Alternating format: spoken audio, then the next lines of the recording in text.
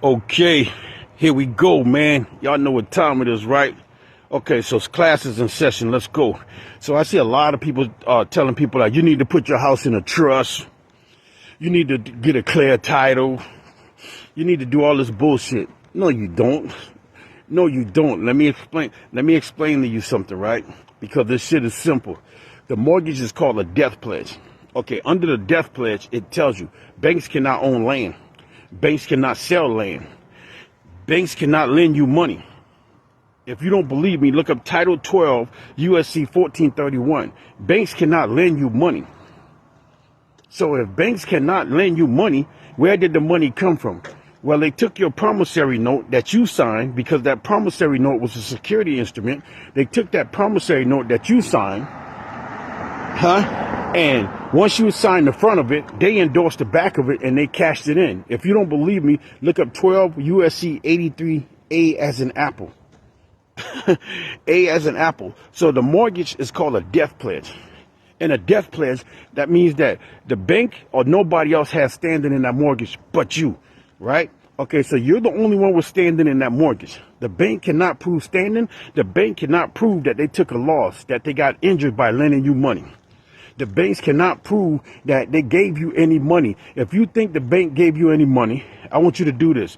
Look up Title 15 USC 44, right?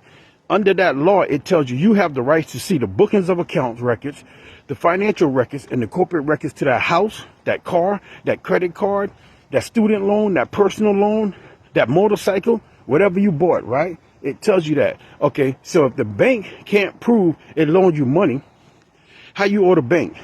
Now check this out. Okay, I'm only gonna tell you the facts. We ain't gonna take the long road. We're gonna take the shortcut. All right. So check this out. Okay, under Title 15 USC 78 C as in cat, Section 10, it tells you by law a promissory note is only good for 9 months. So how you get a 30-year mortgage on a house? How you get a 5-year mortgage on 5-year payment on a car? How you get a 5-year payment on a credit card is if the promissory note itself voids out after 9 months. Explain that to me.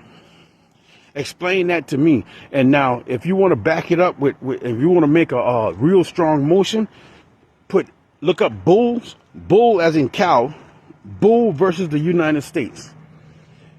The Supreme Court ruled that no court can revive a debt that's voided by law. After 9 months, your mortgage is voided by law. After 9 months, your mortgage is voided. So if the mortgage is voided by law, if the mortgage is voided by law, how you got a 30-year mortgage? How you got a 5-year car payment? This shit is crazy, man. That's all I'm trying to tell you. Hey, when y'all want some help and y'all want to stop making them payments, crash my inbox and we'll crash them courts. All right, let's go.